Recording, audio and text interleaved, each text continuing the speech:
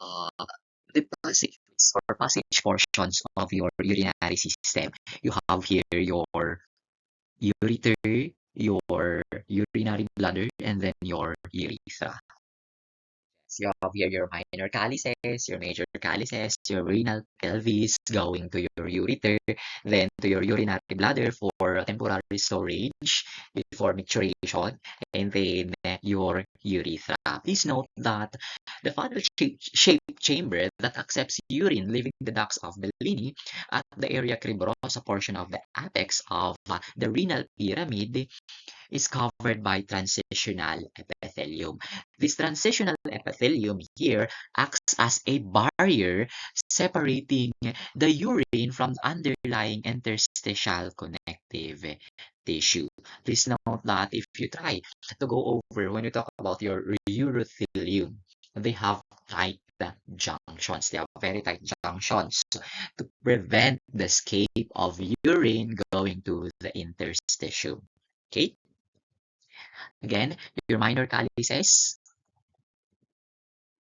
Your minor calyces, they have a muscular coat that propels the urine to the major calyx. Okay, and then of course your major calyx. This is one of your three or four larger funnel-shaped chambers, each of which collects urine from 2 to 4 minor calyces. And yes, they are lined by transitional epithelium. Okay, and so your major calyces, they have similar structure with the minor calyces. Okay, and so as well as the expanded region of the ureter or the renal pelvis. Of course, the walls of your excretory passages thicken from the minor calyx going to the urinary bladder. Of course, all of this, they are lined by transitional epithelium. Is accordingly 25 to 30 centimeters long. You have actually two ureters because you have two kidneys, okay? And this each ureter accordingly is about 3 to 4 millimeters in diameter. And yes, it pierces the base of the urinary bladder. It pierces the base of the urinary bladder. Of course, the ureters are hollow tubes consisting, of course, they have a mucosa, muscular coat.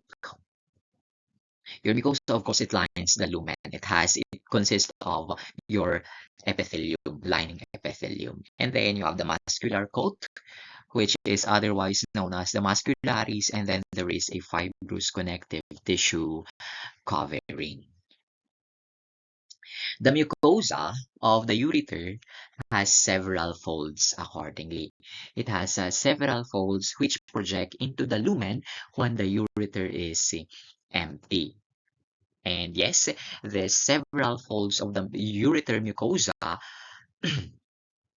it disappears when the ureter is distended. Of course, it is made of the mucosa has an epithelial lining of transitional epithelium, which is about 3 to 5 cell layers in thickness. Okay, there is what they call this dense irregular fibroelastic connective tissue which constitutes the lamina propria. Of course, there is an epithelial basal lamina. Okay, there is again your lamina propria is dense irregular fibroelastic connective tissue. Please note the lamina propria in the ureter, mucosa of the ureter is different from the lamina propria of your alimentary tract, because in your alimentary tract it is lined, the lamina propria is loose connective tissue. In here, in your mucosa, in the ureter, the lamina propria is dense irregular fibroelastic connective tissue. And yes, of course, your epithelial basal lamina separates your transitional epithelium from the lamina propria. Capillaries of the ureter is composed of two predominantly inseparable layers of smooth muscle cells. The arrangement of the layers is opposite with that found in the digestive tract because in in the muscularis of the ureter, the arrangement is outer circular. The outer layer is arranged as circularly, and the inner layer is longitudinally arranged. No? Outer circular layer and inner longitudinal layer. Please note that this arrangement, this outer circular and inner longitudinal layer, is true for the proximal two-thirds, for the upper two-thirds of the ureter. But then for the lower third of the ureter, near the urinary bladder, there is a third muscle layer. There is a third muscle layer whose fibers are oriented longitudinally. Okay, and so longitudinal orientation. So you have outer longitudinal, middle circular, and inner longitudinal accordingly. Okay, outer longitudinal, and then you have a middle circular and inner longitudinal layer. Okay, that is for the arrangement in the lower portion of the urinary bladder. Your fibrous outer coat of the ureter is unremarkable. The proximal portion blends with the capsule of the kidney, and the distal terminal of the ureter blends with the connective tissue of the bladder. Okay, please note that movement of urine going to the urinary bladder is due to muscular contraction of the ureteric wall. Okay, it is due to a muscular contraction of the ureteric wall. There is what we call a peristalsis-like waves that convey urine to the urinary bladder. Okay, it is not actually due to gravitational forces. It is due to muscular contraction of the ureteric wall. Accordingly, as the ureters pierce the posterior aspect of the base of the bladder, they pass obliquely for about 2 to 3 centimeters through the muscular wall of the urinary bladder. Because accordingly, the muscular wall of the urinary bladder is under constant tonus, the portions of the ureters that pass through this muscular wall become compressed, preventing the reflux of urine back into the ureters. Okay? Again, the portions of the ureters entering the urinary bladder w- entering the urinary bladder becomes compressed, okay, preventing the reflux of urine back into the ureters. And yes, as the ureters open into the bladder lumen, there is a valve-like flap of mucosa that hangs over each ureteric orifice. Also, these ones will contribute to the prevention of regurgitation of urine from the bladder back into the ureters. Actually is an illustration of a ureter, okay, in a distended ureter. Okay, of course, you have the adventitia. Okay, you have a fibrous coat, sorry. You have the muscularis, and then you have the mucosa. Of course, this is the lumen. Okay, you have the lumen. Of course, the lumen or the mucosa, it has what they call this lining epithelium, transitional epithelium, and what is the other one? You have a basal lamina and then a lamina propria. Is essentially an organ for storing urine until the pressure becomes sufficient to induce micturition. At approximately 150 ml of urine is enough to induce micturition or voiding. Okay, your urinary bladder has major anatomical regions. You have the larger body and the much smaller neck. This neck here connects the bladder to the urethra while the body expands to store urine. Okay, and so histologically, of course, your urinary bladder has layers also. You have here your mucosa, which houses your epithelium, and then an underlying lamina propria, and you have a smooth muscle coat and a serosa accordingly. So of the bladder is arranged in numerous folds. And yes, these numerous folds disappear when the bladder becomes distended with urine. Same with your ureter. Okay, and during this tension, the large round dome-shaped cells of the transitional epithelium become stretched and they change their morphology to become flattened. Okay, and so in a full bladder, there is a flat-like cells. In an empty bladder, you have a dome-shaped or umbrella-shaped cells. This one actually is an illustrated and histological image showing you your transitional epithelium. Of course, the cells at the top here, they are dome-shaped cells, dome-like cells. No? Okay, and so this one actually is I mean, from an empty bladder. Okay, it's from an empty bladder. Of course, this is your luminal surface. Your triangular region of the bladder, you call it as the trigone. The apices or the apices of your trigone are the orifices of your two ureters and the urethra. Okay, you call that as the trigone. Okay, the mucosa of the trigone is smooth. Okay, it is always smooth and is never thrown into folds. Okay, the embryonic origin accordingly of the trigone differs from that of the remainder of the urinary bladder. Again, your trigone, that is the triangular region of the bladder.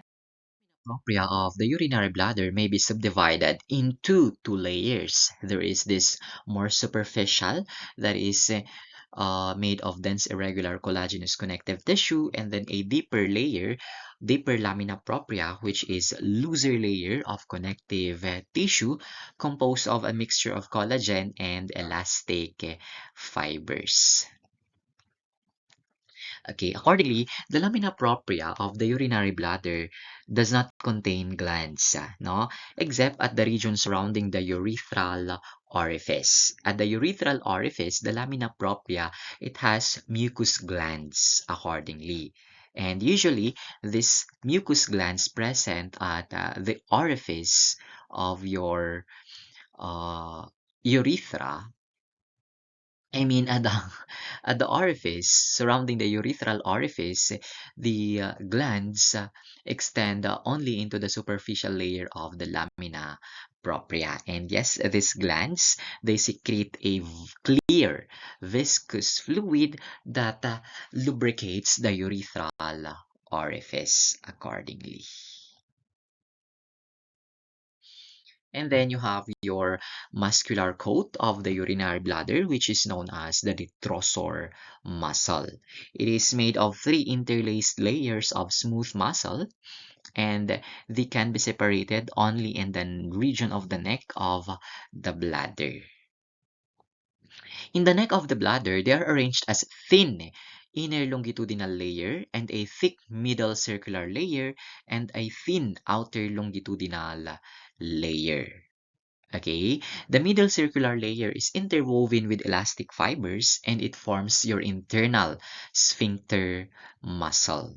Okay, your internal sphincter muscle here is located around the internal orifice of the neck of the bladder. And as the urethra passes through the floor of the pelvis, there is a region known as your urogenital diaphragm. There is a region known as your urogenital diaphragm wherein your skeletal muscle fibers form your external sphincter of the bladder. Okay, at the urogenital diaphragm, your skeletal muscle fibers forms the external sphincter of the bladder. Okay, which is in reality, this is a sphincter of the membranous urethra. This external sphincter of the bladder is already the sphincter of your membranous urethra. Please note that this external sphincter of the bladder is under voluntary control. And yes, even though the detrusor muscle contracts and the internal sphincter muscle of the bladder relaxes, to attempt to empty the bladder during micturition, voluntary contraction of the external sphincter muscle prevents urine from entering the urethra. Okay, this external sphincter of the bladder prevents urine from entering the urethra. It prevents voiding. Okay, this one actually is an illustration of the bladder wall. Okay, of course, you have here your urothelium. Okay, you have the urothelium and a fibrocollagenous submucosal region.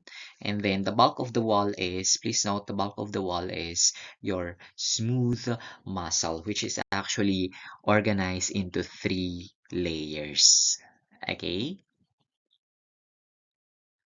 And then the adventitia of the urinary bladder is made of dense irregular collagenous connective tissue with elastic fibers.